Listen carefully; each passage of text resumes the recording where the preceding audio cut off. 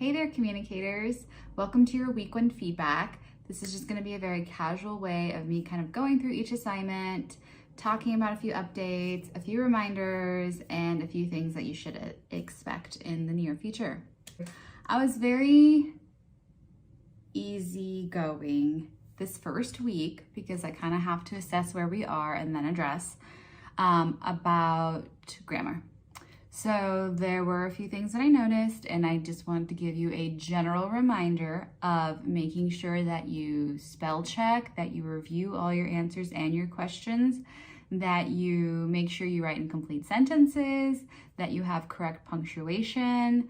If you are one of those people that you know that isn't your strong suit, download the application Grammarly. It's free. You can have a Chrome extension, you can have a Word extension.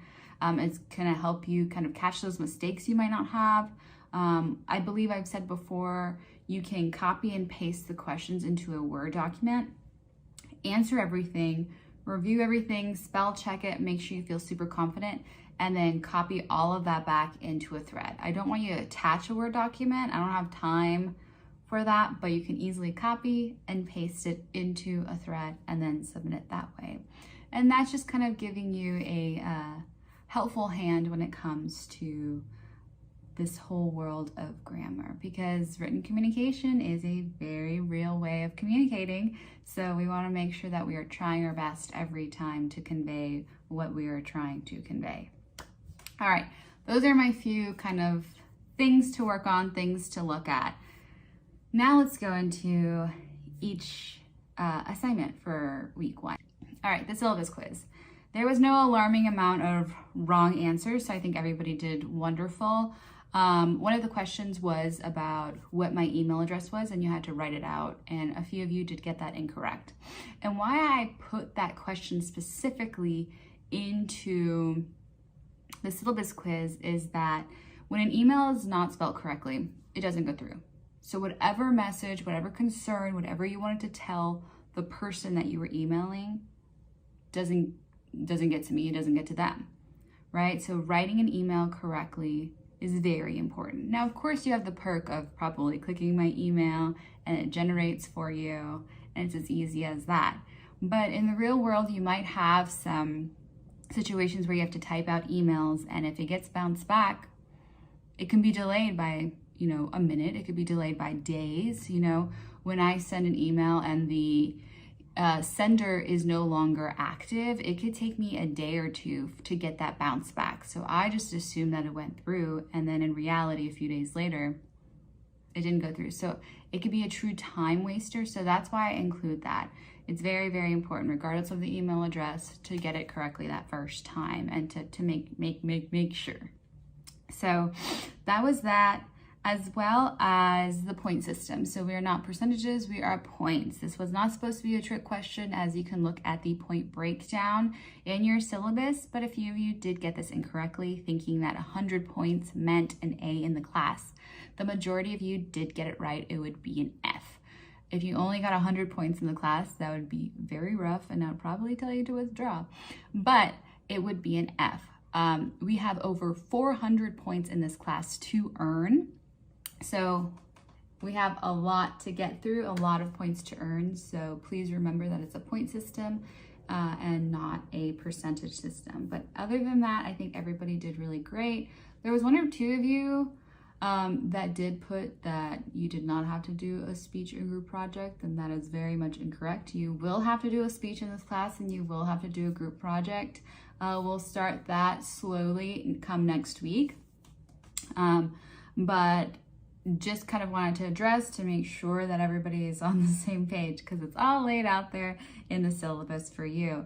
Of course, the syllabus is available to you 24/7, so you can always take a look at it if you want. I create a very detailed course calendar.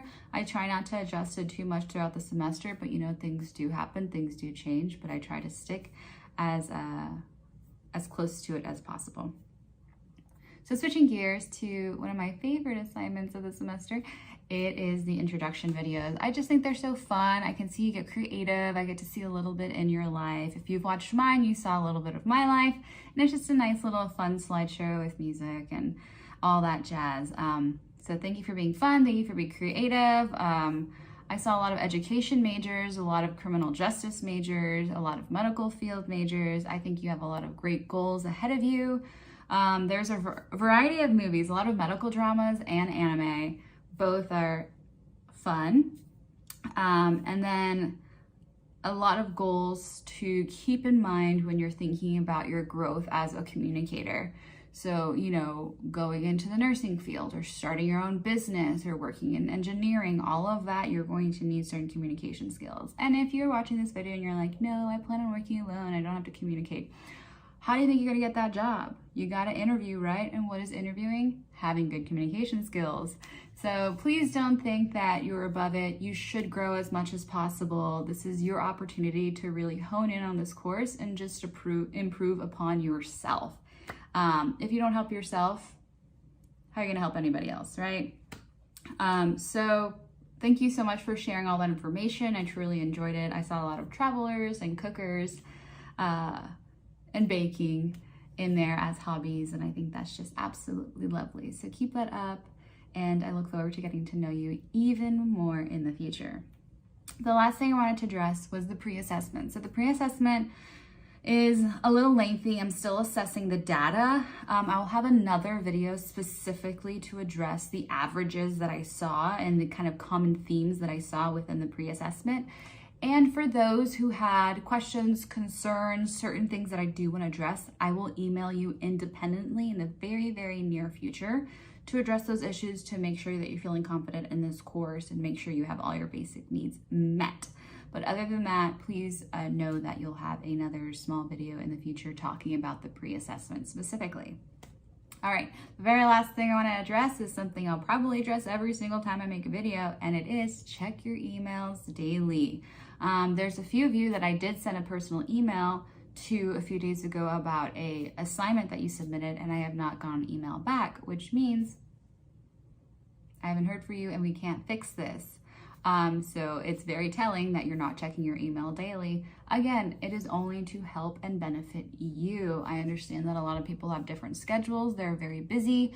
I'm not telling you to get on every single day and just like hang out with your email. I'm saying in that very small moment of your day, whether it be in the morning, afternoon, night, during a break, you know, checking it on your phone, just open it up and make sure there's no cause of concern for any of your classes, and then you can close it back down.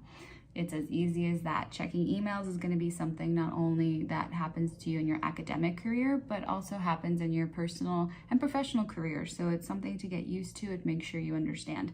Because again, it's only here to benefit you. Okay, other than that, that's all I got going on.